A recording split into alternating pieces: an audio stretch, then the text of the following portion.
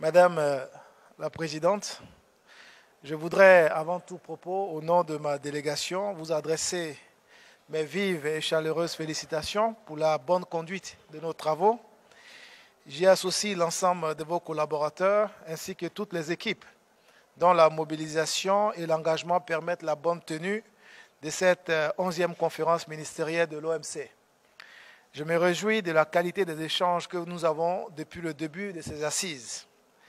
Je forme le vœu de voir aux sorties de Buenos Aires notre organisation commune renforcée et à même de donner à ses États membres une vision plus rassurante et des progrès décisifs dans le processus de libéralisation des échanges. Il m'est également agréable, au nom du gouvernement ivoirien, d'adresser aux autorités argentines mes plus vifs remerciements pour la qualité de l'accueil et pour toutes les facilités qui nous ont permis de prendre part à cette rencontre à une période aussi cruciale de l'histoire de notre organisation. Madame la Présidente, je n'ai pu manquer l'occasion de réitérer au nom de son Excellence, M. Alassane Ouattara, président de la République de Côte d'Ivoire, les remerciements du gouvernement et du peuple ivoirien aux délégations des pays membres de l'OMC qui ont pris massivement part au sommet UE-UA que la Côte d'Ivoire a eu l'honneur d'abriter récemment à Abidjan. Madame la Présidente, la 11e conférence ministérielle de l'OMC se tient dans un environnement international de plus en plus marqué par un protectionnisme rampant, la remise en cause implicite du développement des chaînes de valeur globales, ainsi que le défi que pose l'insuffisance des emplois à l'échelle mondiale et la résurgence des accords plurilatéraux, toutes choses qui marginalisent plus encore les économies en développement et génèrent des barrières toujours plus complexes. Dans un tel contexte, la présente conférence offre au gouvernement ivoirien une tribune de choix pour réaffirmer la nécessité de redonner la primauté et la priorité au multilatéralisme et à l'OMC afin d'assurer un équilibre général en termes de gouvernance économique, d'accès au marché et d'équité dans le règlement des différends commerciaux. Dans cette perspective,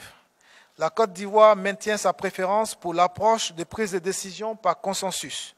qui permet aux plus faibles du point de vue économique de participer efficacement à l'élaboration des règles du système commercial multilatéral devant réguler les marchés des biens et services dont l'OMC assure la gouvernance en vue d'une participation plus inclusive de tous au commerce mondial, source de développement. La Côte d'Ivoire réaffirme à ce titre son attachement à l'achèvement du programme de développement de Doha.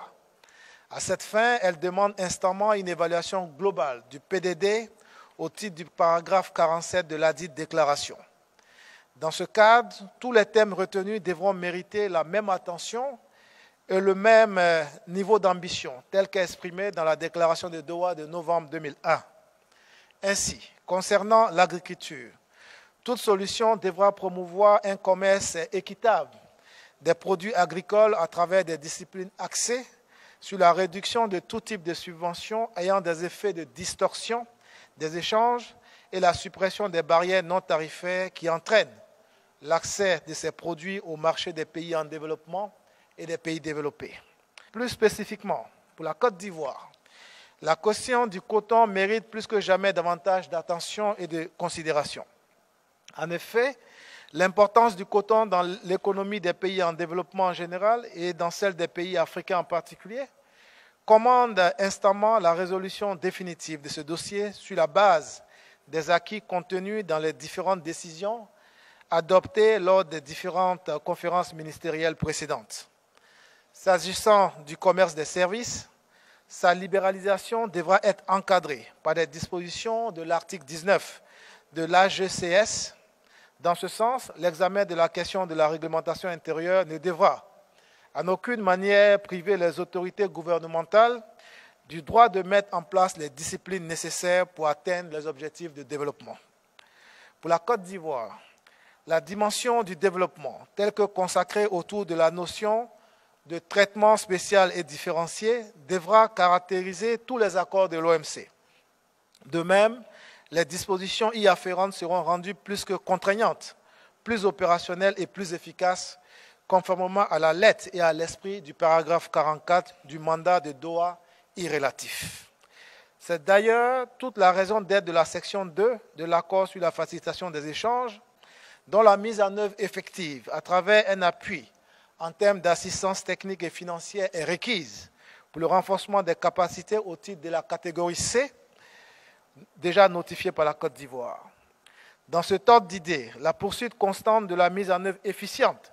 de l'initiative de l'aide pour le commerce pourrait constituer une réponse idoine aux contraintes relatives à l'offre et aux besoins en infrastructures liés au commerce auxquels sont confrontés les pays en développement. Madame la Présidente, au titre du programme de travail sur le commerce électronique, la Côte d'Ivoire appelle de tous ses voeux une évaluation de la mise en œuvre du dit programme, en insistant sur la nécessité qu'il se poursuive dans un cadre approprié, permettant une vue d'ensemble de tous les aspects y relatifs. Dans cette perspective, l'on devra tenir compte des défis auxquels font face les pays en développement, notamment ceux du continent africain en termes de fractures numériques liées à la connectivité, à l'infrastructure et aux questions connexes. Les questions relatives aux subventions à la pêche doivent dûment tenir compte des préoccupations des pays en développement et des PMA en matière de traitement spécial et différencié et de leurs besoins en termes d'espace politique pour le développement des activités de pêche dans les eaux intérieures et dans les zones économiques exclusives. La question des micro, petites et moyennes entreprises mérite une attention permettant d'identifier les flexibilités nécessaires au renforcement de leur contribution au développement des économies des pays qui en ont le besoin. La Côte d'Ivoire reste solidaire et associée à la déclaration du groupe africain et des ACP et reste également solidaire et soutient le programme d'autonomisation des femmes entrepris par le Centre de commerce international. En définitive, la 11e conférence ministérielle devrait renforcer la primauté du système commercial multilatéral, la centralité du développement dans ses règles et la gouvernance de l'OMC par ses membres, afin de promouvoir un commerce inclusif, gage du développement pour tous. Je vous remercie pour votre attention.